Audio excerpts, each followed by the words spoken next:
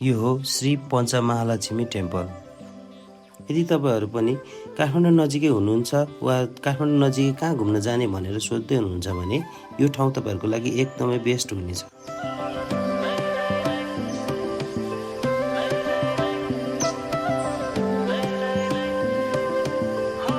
South Indian vibes दिने यो मन्दिर नगरकोटबाट तल साँखुमा अवस्थित छ।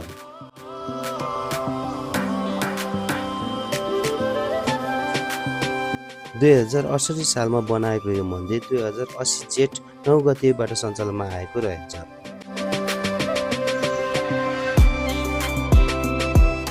मन्दिर परिसर वरिपरि एकदमै मेन्टेन गरेर साइडमा फुलहरू पनि रोपेको देख्न सकिन्छ।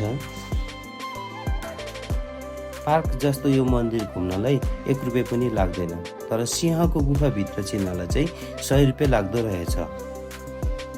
यही मन्दिरको पारिपट्टि सिसलग्राह मन्दिर रहेको छ र त्यहाँ विशाल नेपालको नक्सामा सबै जिल्लाहरू छुट्याएर राखेको देख्न सकिन्छ र गौतम बुद्ध, गाई, लालीगुराँस र राजाहरूको चित्र पनि देख्न सकिन्छ। यस्तो पिसफुल ठाउँ र इन्डियन भाइब्स मन्दिर घुम्न विकेन्डको टाइम मिलाएर अवश्य आउनुहोला।